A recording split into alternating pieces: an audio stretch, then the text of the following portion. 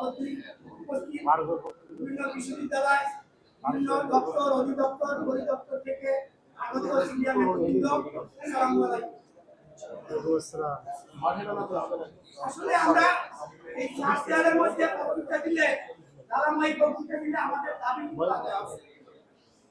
আপনারা জানেন অতীতে আমরা কিন্তু অনেক কিছুই করেছি রাস্তাঘাটে, কিন্তু ওই সমাবেশ বলেন, সংবাদ সম্মেলন বলেন, লোক কারা এখানে যারা উপস্থিত হয়েছেন এরা কিন্তু অন্য কোনো লোক আনতে পারি। আমরা যদি নেতৃত্বে খালিতে নেতৃত্ব দেই, আমি সাংগঠনিক সম্পাদক, এখানে পরিচয় পাইলাম বাংলাদেশ পরিসংখ্যান ব্যুরোর সাধারণ সম্পাদক, আমাকে আপনারা চিনলেন, কথা বললাম, চলে গেলাম। এভাবে করলে তো আমাদের আন্দোলন সফল হবে।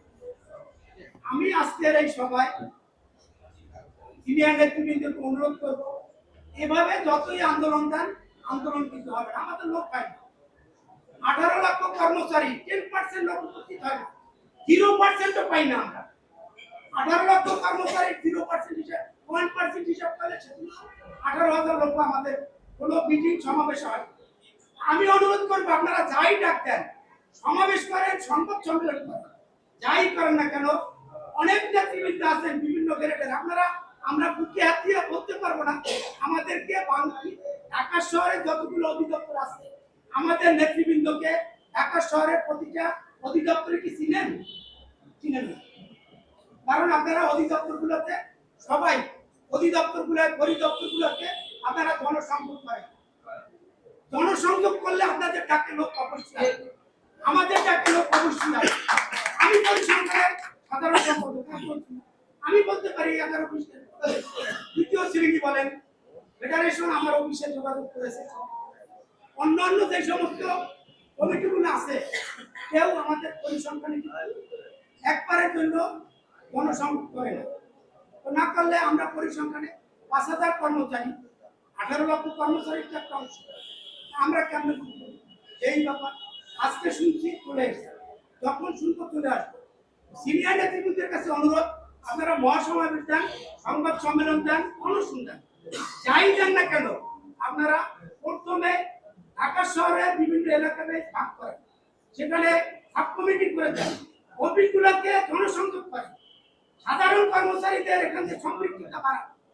এটা করলে আমরা গেলে হবে না। আমি সাধারণ সম্পাদক, আমাকে বলেন, আমি পরিসংখ্যান দিয়ে কতজন লোক গুনে গুনে নিবেন, আমি আসলে হবে প্রয়োজনে আমাদের ছেলে মেয়ে সরকার আমাদেরকে দেখেন, তারা আসে, তারা গরম পানির ছোঁয়া পায়, লাল পানির ছোঁয়া পায়, সরকার আমাদেরও কিন্তু গরম পানি এবং লাল পানির ছোঁয়া অপেক্ষা করতেছে। এজন্য আমাদের প্রস্তুত থাকতে হবে। কাজে আমরা এখানে বসে চার দেয়ালের মধ্যে বসে যদি ধারাবাহিক বক্তব্য দেই, এই বক্তব্যে কিন্তু আমাদের আশানুরূপ ফল কিন্তু কখনোই আসবে না। আর আমরা তো কমিশনের সাথে মিটিং করেছি, অনেক ভালো ভালো কথা তারা বলেছে, কিন্তু তার রেজাল্ট কি আমরা দেখতেছি? তার রেজাল্ট সম্পূর্ণটাই জিরো। আমাদেরকে বিরিঞ্জাঙ্গুল দেখিয়ে শেষ করে দিছে সব। মানুষের মনে হতাশা। আমরা তখন চলে আসলাম আমাদের অধিদপ্তর, আমাদের তো একটা অধিদপ্তর, আমাদের অধিদপ্তর কিন্তু তারা আমাদেরকেই বলে আন্দোলন করার জন্য।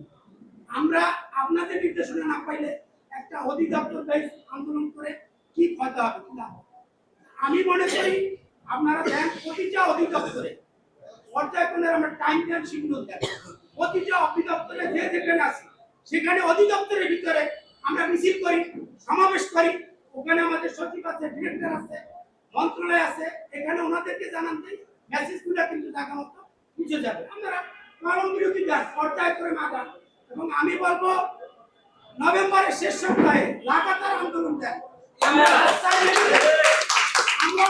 নেমে গেলে আন্দোলন আমাদের কাঙ্ক্ষিত লক্ষ্যে না পৌঁছানো পর্যন্ত আমরা ঘরে ফিরে যাবো। আমাদের পরিপক্ক জারি হওয়ার পরে আমরা ঘরে ফিরে যাবো। এরকম কোন আন্দোলন চাই না। আজকে আন্দোলন দিবেন, কালকে আন্দোলনটা থেমে যাবে, আবার ঝিমিয়ে যাবে, আবার উত্তপ্ত হবে।